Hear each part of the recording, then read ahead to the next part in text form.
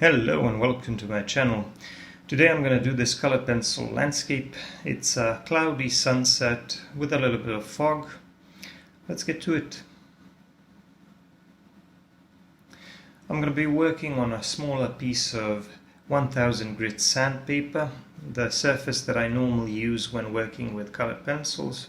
The colored pencils, as usual, are Faber-Castell Polychromos colored pencils. The initial sketch is going to be very simple because I'm just going to draw a few lines to work out the composition. There's going to be a row of trees here in the background and a slightly larger tree here closer to the foreground, and that's about it. After that, I'm going to need to figure out the placement of the sun, and I didn't have a better way of drawing a nice circle.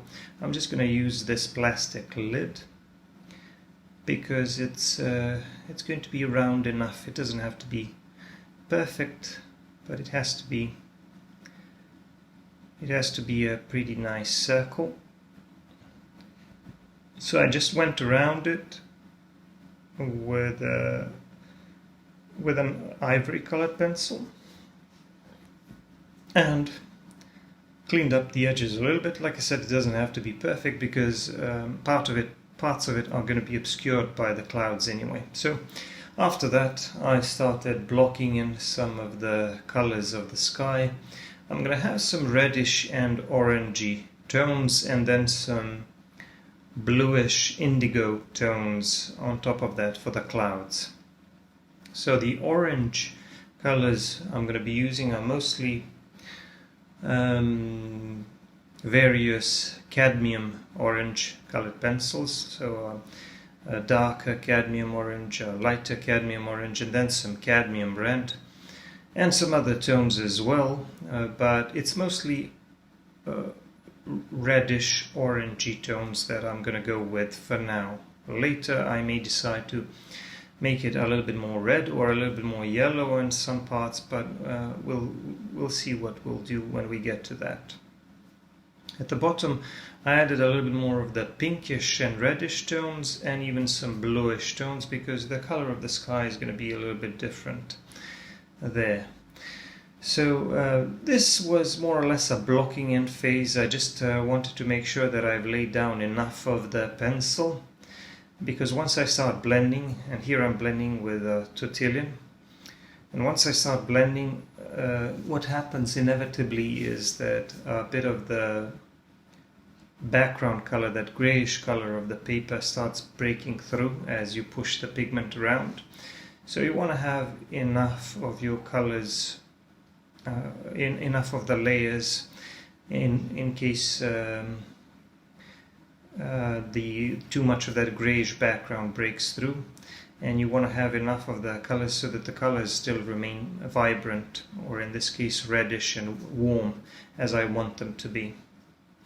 So I started working on top of those reddish colors with some darker blues, and the blue that I'm going to be using most of the time for these clouds is going to be the dark indigo blue, or whatever it's called, in the Faber-Castell range. So that's what I'm going to use most of the time, and I'm just going to try to draw some clouds here, and obviously their shape needs to be kind of irregular and unpredictable, but I'm going to be adding a little bit of texture to them.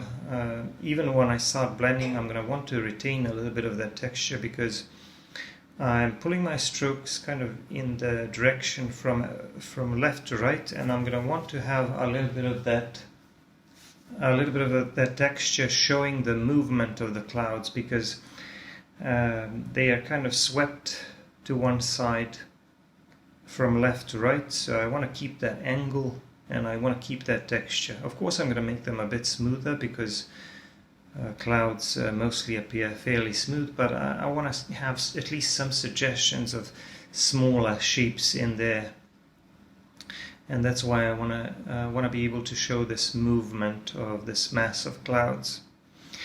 So I think this is a nice contrast, these dark bluish clouds against the orangey reddish sky, and around the very edges of these clouds I'm putting in some lighter colors like some salmon and some cinnamon and even some brighter yellowish colors, because those edges of the clouds are the parts of the parts of the clouds which are catching some light from the sun behind them. Now, as for the sun itself, I want to have it very bright. I want to have it a lot lighter than the sky. Obviously, there needs to be a sufficient amount of contrast between the sky and the sun. But I'm going to have some subtle transitions in value there as well. Most of it is going to be done with an ivory colored pencil, which is very bright. It's certainly much brighter than all of the colors that I laid down so far, and it's certainly much brighter than the background color of the paper. But it's not the brightest thing I have. So in the middle, I actually used a bit more of the white colored pencil, and the ivory colored pencil is almost as bright or almost as light as white, but not quite. So I want to have the middle part even brighter. It's a very subtle transition that can be barely picked up by the camera, but it's still there, I think. Now, another thing that's happening here with these clouds going over the sun is that their value and their color is also slightly different. So they're going to be a bit more reddish, a bit lighter, and a bit more transparent, because the light is kind of breaking through them. So I want to try to imitate that effect. So I'm going to have this transition from where the cloud goes over the sun. I'm going to have it gradually become lighter and more reddish, a bit warmer. And another thing is I went around that circle with some slightly lighter and warmer colors. So I want to create that glowing effect, which can be a little bit difficult to capture, but there's no need to overdo it. Just a little bit of those lighter and warmer colors around the circle will probably do the trick. Nevertheless, you still want to have a fairly clean edge around that sun. So in order to create that glowing effect, you don't really need to spoil the edge. You just need to work around it a little bit, modifying the color of the clouds as well as the background color of the sky. The blending tool that was very useful for these clouds was Tortillion, but I don't know if you can tell, I'm actually using a number of different Tortillions because they pick up a lot of pigment, and I don't want the colors to get muddied. So if you're going to be using either brushes or Tortillions when blending, you want to have at least a couple of them. Maybe 3 or 4 is probably best, because they're going to be picking up that color, and you're going to want to keep them clean, or at least you're going to want to make sure that you always work with the same color. Unless, of course, you want to do some color mixing when you're blending, which is also something that I've done.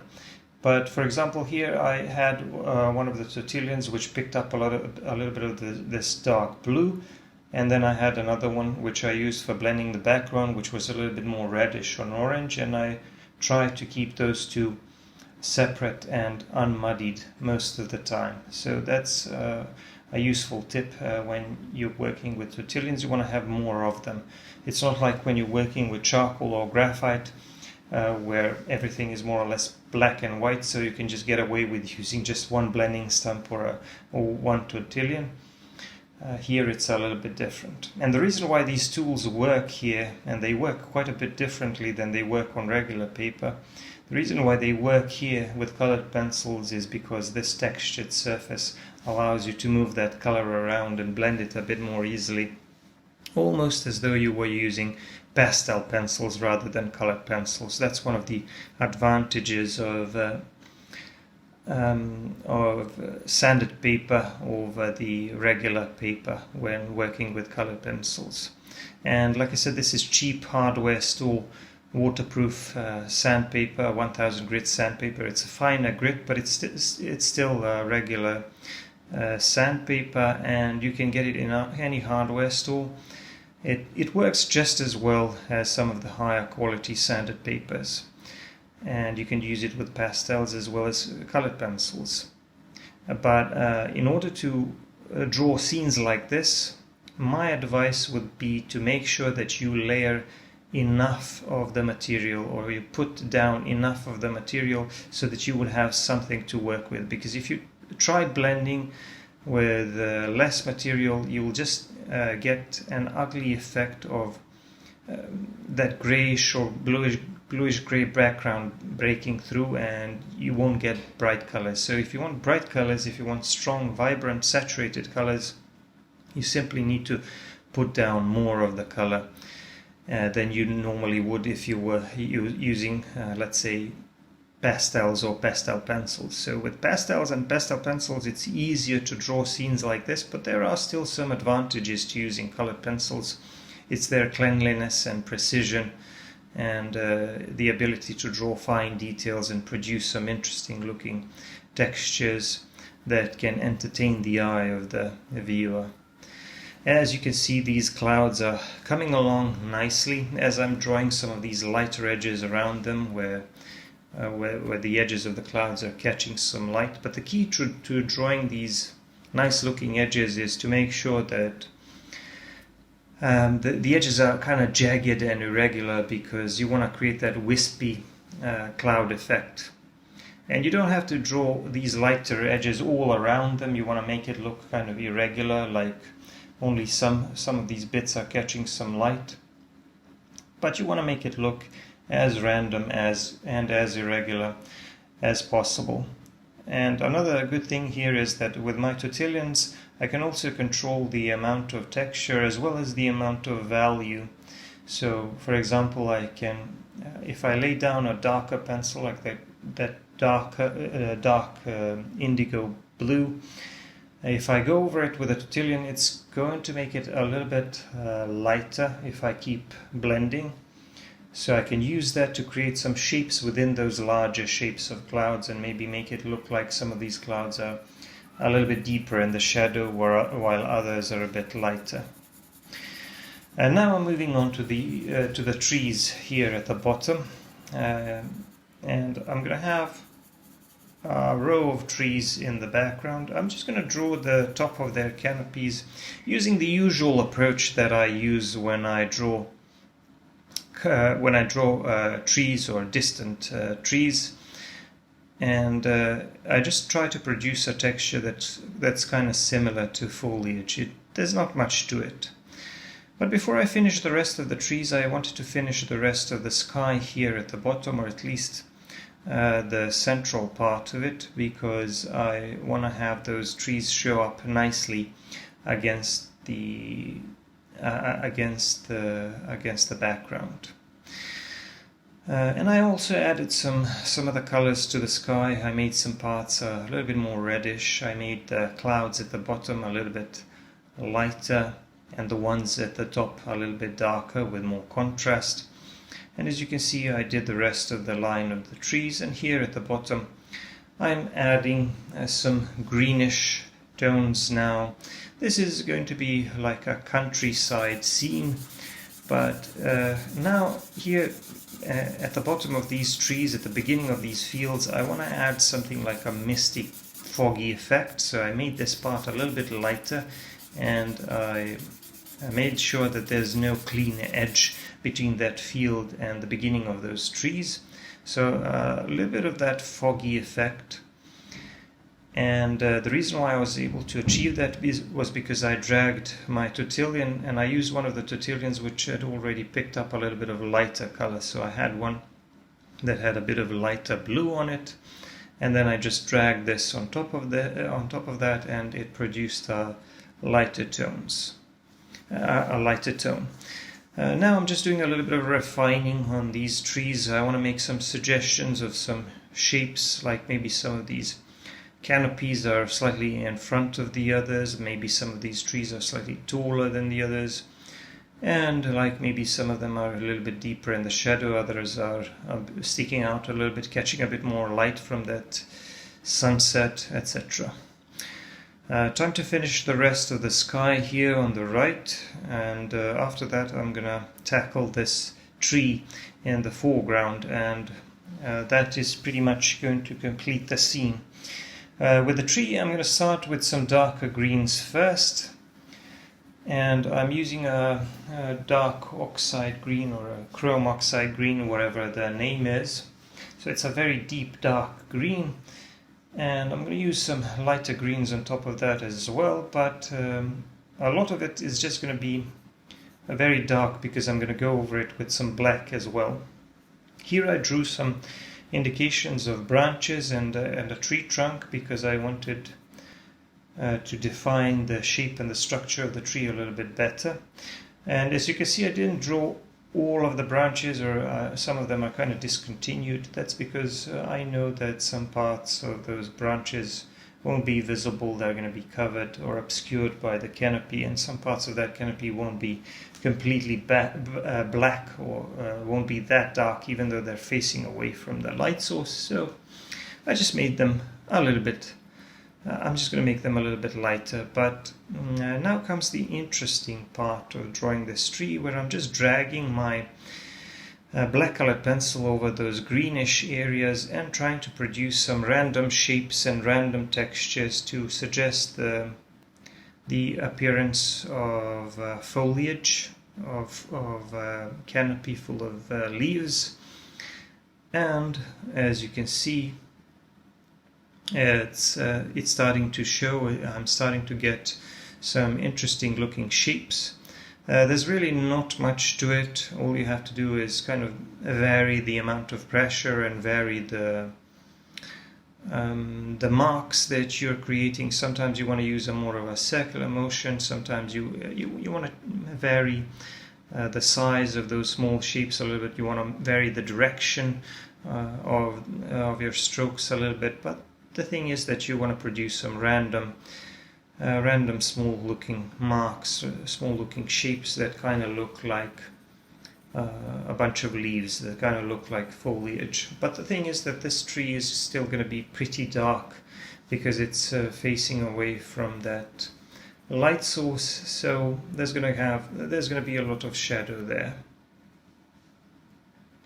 Now I'm just going to do a little bit more refining on the sky and finish the rest of the background around the tree. I wanted some more reddish tones on the sky and some more bluish, as well as a touch of cadmium orange and red on the tree itself. Maybe like some parts of the tree are catching a little bit of that light, and some more bluish tones in the shadow areas, I suppose. And I wanted to have some of these lighter areas in the canopy of the tree, like maybe some of the light of that sky is breaking through the canopy of the tree. And then I just finished that row of trees to the right and the rest of the sky in the background behind the tree. And at that point I decided to add like a small dirt path here leading up to the foreground area, just to make the scene a bit more interesting. So this is kind of like a countryside type of landscape, I suppose, with a tree on the right and the small dirt road leading from, for example, from those I don't know, those trees in the back all the way to the foreground. I want to keep that foggy effect in the distance. But I also want to add a little bit of shadow under the tree and maybe some suggestions of shadow areas in the foreground, so that we could have some clumps of grass here and there, so that the terrain appears a little more interesting and a little more uneven, so that there is something to entertain the eye of the viewer here in the foreground as well. I don't need to overdo it, just a few suggestions of groups of grass here and there. And then I added some salmon-y color to this dirt road because I want to have it a bit lighter, and also I want to have some pinkish tones because of the overall lighting And I added some suggestions of that to some other parts of this grassy area, like maybe not all of it is covered with grass, but maybe some of it is just bare, and there's just dirt there. And adding some final touches before I put my signature here in the lower left corner, and now the drawing is done. So I hope you enjoyed this colored pencil landscape. This is what it looks like, the finished drawing. Don't forget to subscribe and give me a like, and also check out my other videos. And if you want to see more content and longer videos, you can check out my Patreon. Thanks for watching, and bye for now.